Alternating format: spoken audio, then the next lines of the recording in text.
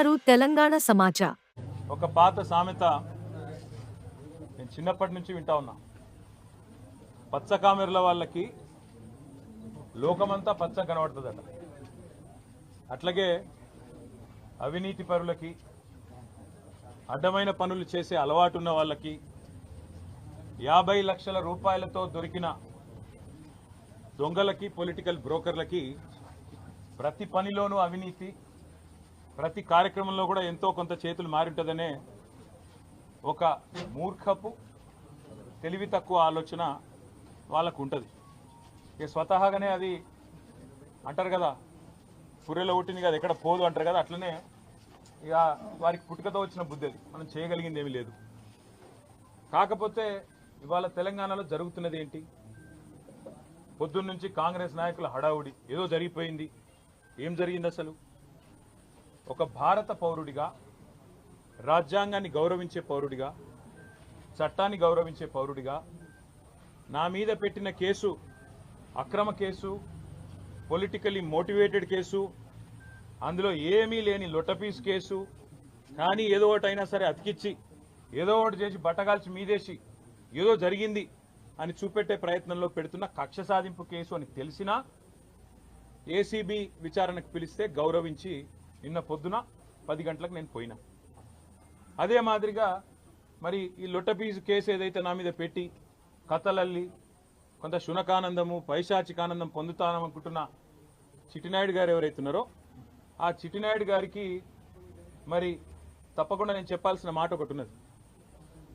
ఖచ్చితంగా భారత పౌరుడిగా, చట్టాన్ని, రాజ్యాంగాన్ని గౌరవించే పౌరుడిగా నువ్వు అక్రమ కేసును నీ అధికారాన్ని అడ్డం పెట్టుకున్న మీద పెడితే, ఇష్టం వచ్చినట్టు బురద చల్లితే, తప్పకుండా రాజ్యాంగపరంగా, న్యాయపరంగా నాకున్న ప్రతి హక్కును వినియోగించుకోవాల్సిన బాధ్యత నా మీద ఉంటుంది.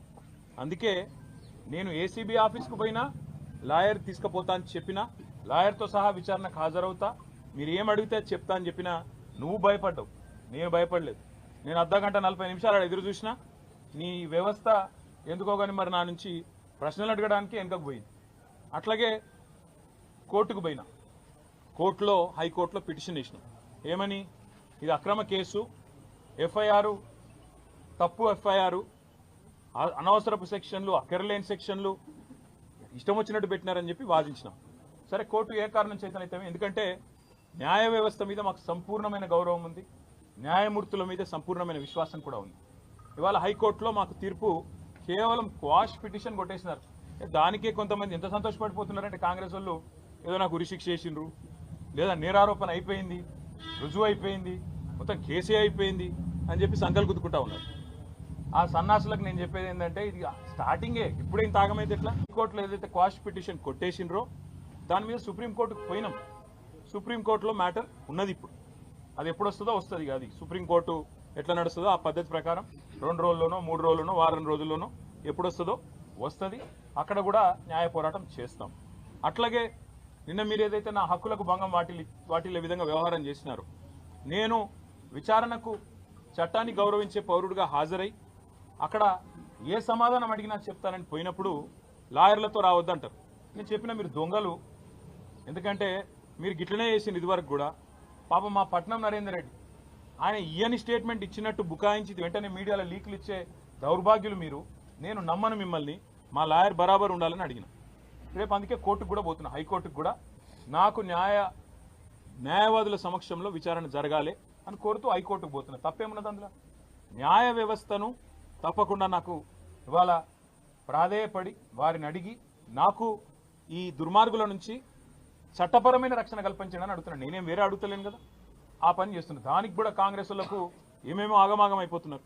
ఇక కొంతమంది మంత్రులు అయితే వాళ్ళే న్యాయమూర్తులు అయిపోతున్నారు, వాళ్ళే శిక్షలు వేస్తున్నారు, వాళ్ళే చెప్పేస్తున్నారు నెక్స్ట్ ఏం జరగబోతుంది, ఇదేమవుతుంది, అదేమవుతుంది. వాళ్ళకి నేను చెప్తా ఉన్నా, ట్రయల్ మీడియాలో జరగదు, ట్రయల్ సెక్రటేరియట్లో జరగదు, ట్రయల్ మంత్రుల పేషీల్లో జరగదు, ట్రయల్ న్యాయస్థానాల్లోనే జరుగుతుంది. గతంలో మీరు ఇట్లాంటివి అనుభవాలు ఎదుర్కొన్నప్పుడు మీరు కూడా కోర్టుకే పోయినారు, మేము కూడా ఇప్పుడు కోర్టుకే పోతున్నాం. దానికి ఇంత గగురుపాటు, ఉలికిపాటు ఎందుకో మంత్రులకు నాకు అర్థం కావడం లేదు. మళ్ళా చెప్తా ఉన్నా, అరపైసా అవినీతి కూడా జరగలేదు, రూపాయి అవినీతి కూడా జరగలేదు.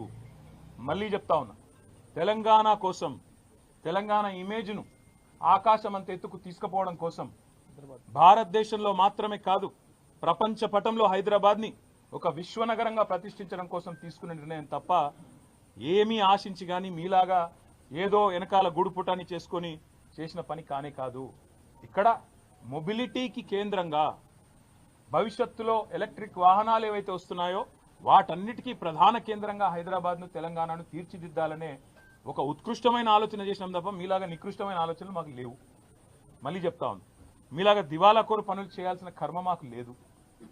110% మళ్ళీ చెప్తున్నా, మీరు ఏ రకంగా వచ్చినా ఏ విచారణకు రమ్మన్నా నేను వస్తాను.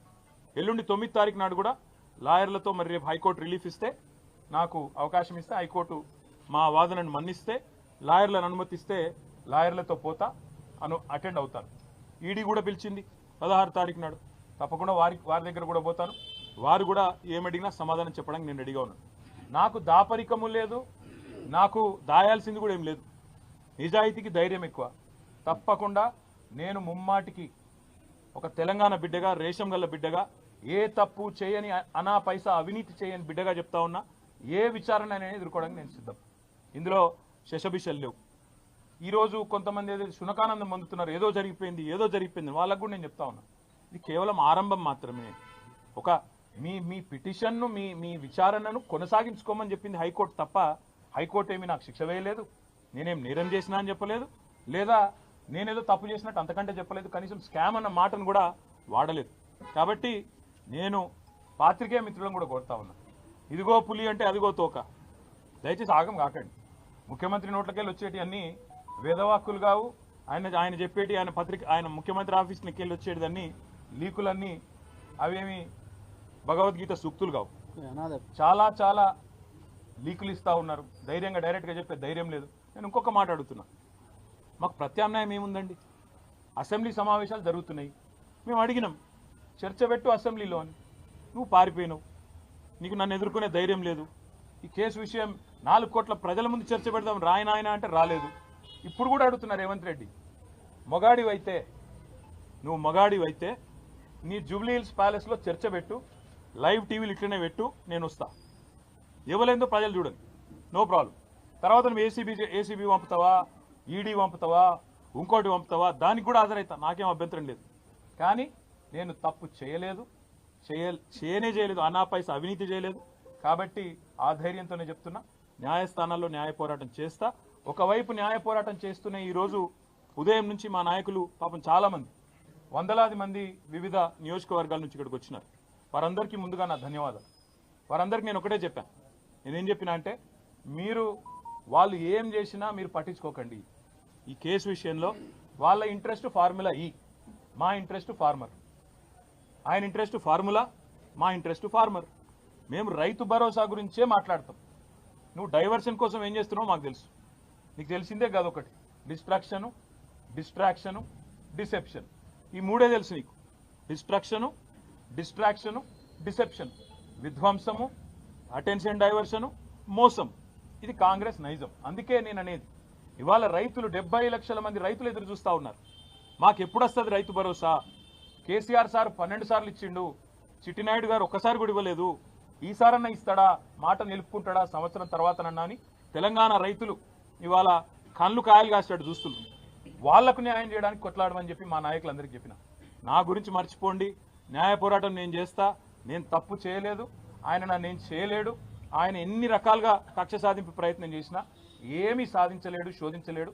మీరు దయచేసి రైతుల సబ్జెక్టు మాత్రమే మాట్లాడండి అని ఉదయం నుంచి నన్ను కలిసిన ప్రతి నాయకుడికి నేను చెప్తా వచ్చింది.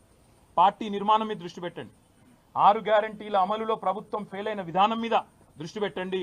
ఖచ్చితంగా ఈ అటెన్షన్ డైవర్షన్ గేమ్ ఏదైతే కాంగ్రెస్ ప్రభుత్వం ఆడుతుందో, కాంగ్రెస్ పార్టీని, చిట్టినాయుడిని పూర్తి స్థాయిలో వాళ్ళ బండారాన్ని బయటపెట్టి మరి బజార్లలో ప్రజల ముందు ఎండగట్టండి.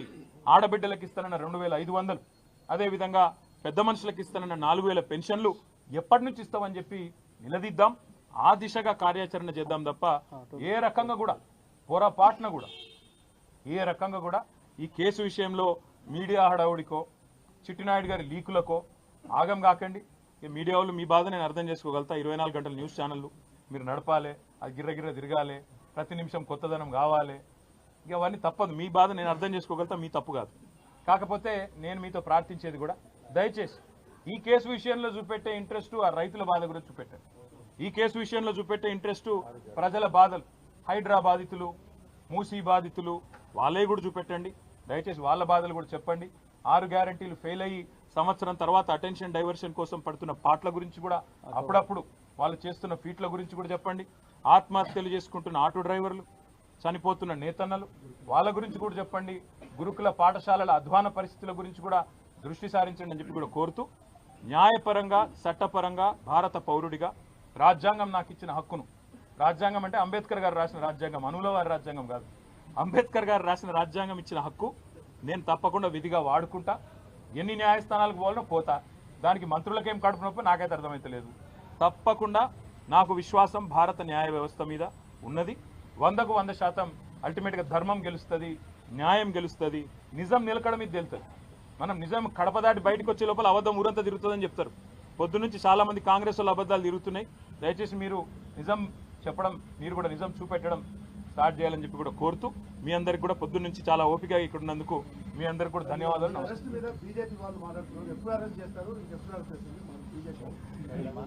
నేను ఏమంటున్నా అంటే అది మీరు బీజేపీ కాంగ్రెస్ వేరని మీరు అనుకుంటారేమో, నేను అనుకోవట్లేదు. ఇక్కడ బీజేపీయే రక్షణ కవచం లాగా కాంగ్రెస్ కు పనిచేస్తున్నది. బీజేపీ కాంగ్రెస్ ఏ టీము బి టీము, ఎవరు ఏ బి టీము మాకు తెలియదు. కానీ ఇవాళ మొత్తం ఇట్లా అలుముకొని ఒకరినొకరు మంచిగా పెనవేసుకున్న బంధంతో కలిసి పనిచేస్తున్నారు. ఆయన కేసు పెడతాడు, ఇక్కడికి వెళ్ళి కాకిరి బీకిరిలో వీళ్ళు స్టార్ట్ చేస్తారు. ఇవన్నీ మాకు కొత్త కాదు, ఇవన్నీ గతంలో కూడా చూసినాం, భవిష్యత్తులో కూడా చూస్తాం. ఇద్దరిని గతంలో చిత్తు చేసే 2 సార్లు అధికారంలోకి వచ్చినాం. భవిష్యత్తులో కూడా ప్రజల ఆశీర్వాదంతో, ప్రజల దయతో కేసులు ఎదుర్కొంటాం న్యాయ వ్యవస్థ ద్వారా. ప్రజాక్షేత్రంలో ఈ 2 పార్టీలను కూడా ఎదుర్కొంటాం. Thank you.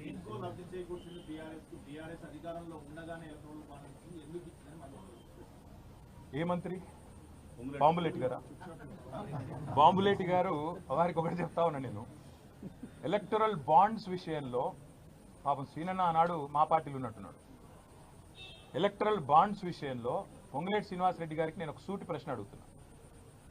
మొన్న మీరు మెగా కృష్ణారెడ్డి ఇద్దరు కలిసి కొడంగల్ లిఫ్ట్ ఇరిగేషన్ ప్రాజెక్టు 4600 కోట్ల ప్రాజెక్టు కేకు కోసుకున్నట్టు ఇద్దరు చెరో ప్యాకేజ్ పంచుకున్నారు. మరి మెగా ఇంజనీరింగ్ అనే సంస్థ కాంగ్రెస్ పార్టీకి 22లో 23లో 100 కోట్ల రూపాయలు ఇచ్చింది ఎలక్ట్రల్ బాండ్స్ రూపంలో.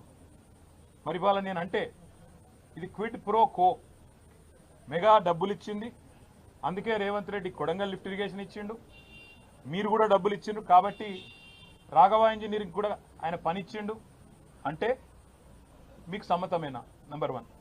నంబర్ 2, గ్రీన్ కో అనే సంస్థ ద్వారా ఎలక్టరల్ బాండ్స్ అందుకోని పార్టీ, రాజకీయ పార్టీ తెలంగాణలో ఏదైనా ఉందా?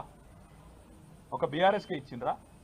కాంగ్రెస్కి ఇయ్యలే, బీజేపీకి ఇయ్యలే, టీడీపీకి ఇయ్యలే, వైసీపీకి ఇయ్యలే, మరి అందరికి ఇచ్చిండ్రు కదా, మా మీద ఏడుపెందుకు? ఇంకోటి నేను అడిగేది, క్విడ్ ప్రోకో అంటే ఏంటంటే అసలు ఆ మాటకు అర్థం తెలుసు ఆయనకు? క్విడ్ ప్రోకో అంటే నీకింత నాకింత. సరే ఆయన నాకు ఇచ్చిండు అనుకుందాం, నేనేమో ఆయనకి ఇచ్చిన, చెప్తాడా? రుజువు చేస్తావా? ఆయనకి ఏమొచ్చింది ఇలా? మీరు చెప్పురు నాకు, దయచేసి నాకేం అర్థమవుతుంది. క్విడ్ ప్రోకో అనే మాటకి ఏంది? నీకు ఇది నాకు అది. సరే ఆయన నాకు ఇచ్చిండు, నేను ఆయనకి ఏమి ఇచ్చిన భయ్ చూపెట్టు, దానికి అర్థం ఉంది. ఇలా పేపర్లు తాటికాయ అంత అక్షరాలతో రాసిన క్విడ్ ప్రోకో అని రాసేటప్పుడు 1-2 సార్లు చూసుకోవాలి కదా ఏం రాస్తున్నాం, అది ఇంగ్లీష్ మాటనా లాటిన్ మాటనా, అంటే దాని తాత్పర్యం ఏంది, దాని అర్థమైంది, 1-2 సార్లు చూసుకోవాలి దయచేసి. ఇప్పుడు మంత్రి చెప్పిండు, ముఖ్యమంత్రి లీక్ ఇచ్చిండు, లీక్ వీరుడు చెప్పంగానే మేము రాసేస్తాం, ఇట్లయితే ఇట్లా అడ్వర్టైజ్మెంట్ల కోసం ఇట్లనా? దయచేసి నేను కోరేది మీడియాను కూడా, మీరు 1-2 సార్లు ఫ్యాక్ట్ చెక్ చేయండి బాధ్యతగా. ఎందుకంటే యువర్ 4th ఎస్టేట్, డెమోక్రసీలో 4వ స్తంభం మీరు. ఒక స్తంభం అబద్ధాలు ఆడుతుంటే, దాగుడు మూతలు ఆడుతుంటే, సగం సగం ఇన్ఫర్మేషన్ ఇచ్చి అర్ధసత్యాలు ప్రచారం చేసే ప్రయత్నం చేస్తుంటే దాన్ని ఫ్యాక్ట్ చెక్ చేయకపోతే తప్పు కదా. ఎక్కడ క్విడ్ ప్రోకో? నేను ఈరాళ్ళని సూటిగా అడుగుతున్నా. మెగా ఇంజనీరింగ్ అనే సంస్థ మాకు కూడా ఇచ్చిందండి, అది కూడా చెప్తున్నా. మళ్ళీ ఇంకేదో దివాలా కోర్ స్టోరీ స్టార్ట్ చేస్తారు, లేకపోతే అందరికి ఇచ్చిండు ఆయన. కాంగ్రెస్కి ఇచ్చిండు, బీజేపీకి ఇచ్చిండు, టీఆర్ఎస్కి ఇచ్చిండు, అందరికి ఇచ్చిండు. మరి మెగా ఇంజనీరింగ్ ఆ రోజు పైసలు ఇచ్చింది కాంగ్రెస్కు, తర్వాత రేవంత్ రెడ్డి కొడంగల్ లిఫ్ట్ ఇరిగేషన్ ఇచ్చిండు, మరి అది క్విడ్ ప్రోకోనా? ఇవి రేపు నాకున్న సమాచారం మేరకు మల్లన్న సాగర్ నుంచి 4000 కోట్ల ప్రాజెక్టు మెగా ఇంజనీరింగ్కే రాబోతుందని నాకున్న సమాచారం. హెచ్ఎండబ్ల్యూఎస్లో, అది కూడా క్విట్ ప్రోకోనా? హైదరాబాద్కు తాగునీటి ఏదో చెప్తున్నారు కదా, మూసీ అని ఉన్నది, మూసీ ప్రాజెక్ట్ అని మాట్లాడుతున్నారు, అది కూడా ఆల్రెడీ మెగాకు మాట్లాడినట్టు, ఇదంతా కూడా క్విట్ ప్రోకోనా? నేను ఇంకొక మాట అడుగుతున్నా, మెగా ఇంజనీరింగ్ బ్యాన్ చేయాలని చెప్పి సుంకిశాలలో కూలిపోయిన తర్వాత, రిటైనింగ్ వాల్ కూలిపోయిన తర్వాత హెచ్ఎండబ్ల్యూఎస్ రిపోర్ట్ ఇచ్చింది బ్లాక్ లిస్ట్ చేయమని. మరి ఎందుకు చేస్తలేవు? క్విడ్ ప్రోకోనా? ఆయన ఇచ్చిన ఎలక్ట్రల్ బాండ్స్కు ప్రతిఫలం నిలుచుకుంటున్నావా? చెప్తావా సమాధానం దీనికి? అందుకే నేను అంటున్నా, మాట్లాడేటప్పుడు ఒళ్ళు దగ్గర పెట్టుకొని మాట్లాడాలి. ఒక కాంట్రాక్టర్ మంత్రి, ఒక బ్రోకర్ ముఖ్యమంత్రి, ఇట్లే వస్తాయి మాటలు. ఏం చేయాలి మరి? వాళ్ళకి తెలిసిన రాజకీయం గిది. ఇగో నేను చెప్తున్నా కదా, ఇగో పాపం ఆయనకు ఏదో కొత్తగా మంత్రి పదవి వచ్చింది, ఆగబట్టుకోలేకపోతున్నాడు. అన్ని బయటకు వస్తాయి బ్రదర్. యోలోల దగ్గర రియల్ ఎస్టేట్ ప్రాజెక్టులు గుంజుకుంటుండు, ఏ భూములు 30-40% రాయించుకుంటుండు. టైం వస్తుంది, ప్రతిదానికి టైం వస్తుంది. ఎగిరిత పడదు. ఎగిరితామంటే ఆయనకు అర్థమవుతుందో లేదో చెప్పురి. ఇగో బ్రదర్, ఇగో 1 ఇయర్ నుంచి ఈ టైం పాస్ నడుస్తుంది. మళ్ళీ చెప్తున్నాను, 1 ఇయర్ నుంచి ఇదే టైం పాస్. మీకు మంచిగా నడుస్తుంది కాలక్షేపం ఈ సన్నాసులతో. ఎందుకంటే కొద్దిసేపు ట్యాపింగు, కొద్దిసేపు కాళేశ్వరము, కొద్దిసేపు జన్వాడ, అదేందో వాడేదో బ్రహ్మ పదార్థం ఉంది, ఇంకొన్ని రోజులు డ్రగ్స్, ఇంకొన్ని రోజులు ఇంకోటి హైడ్రా. ఈ డ్రామాలు తప్ప రైతులు ఎక్కడ వాయే, రైతు భరోసా ఎక్కడ వాయే, నువ్వు ఇచ్చిన 420 హామీలు ఎడవాయే, 6 గ్యారెంటీలు ఎడవాయే, తులం బంగారం ఎడవాయే, స్కూటీ ఎడవాయే? ఒక్కరని అడుగుతురా బ్రదర్ మీరు? ఎంతసేపు ట్యాపింగు, కాళేశ్వరము, ఇది అది పెట్టు. మాకు ఇంకోటి కూడా తెలుసు బ్రదర్, ఇది ఆరంభం మాత్రమే. మా మీద కూడా కేసులకు ఇంకా 4 ఏళ్ళ చాలుంటాయి. మాకు కూడా తెలుసు అది. ఇంకా 4 ఏళ్ళ చాలుంటాయి. అన్ని ఎదుర్కొంటాం. అన్నిటికీ ఇవాళ రక్షణ కవచంలాగా ఈ దేశంలో న్యాయ వ్యవస్థ ఉంది. ఇట్లాంటి దుర్మార్గుల పన్నాగాలను అడ్డుకోవడానికి నాకు భారత రాజ్యాంగం ఒక పౌరుడిగా అంబేద్కర్ గారు అందించిన హక్కు న్యాయ వ్యవస్థ. తప్పకుండా న్యాయ వ్యవస్థ మీద మాకు గౌరవం ఉంది, సంపూర్ణమైన విశ్వాసం ఉంది. అక్కడే న్యాయ పోరాటం చేస్తాం. ఇంకా చాలా ఉంది మాట్లాడేది, కానీ ఇవాళటికి చాలు. ఎందుకంటే మళ్ళా మస్తుగా ఉంది మాట్లాడేది. బరాబర్ మాట్లాడు. Thank you.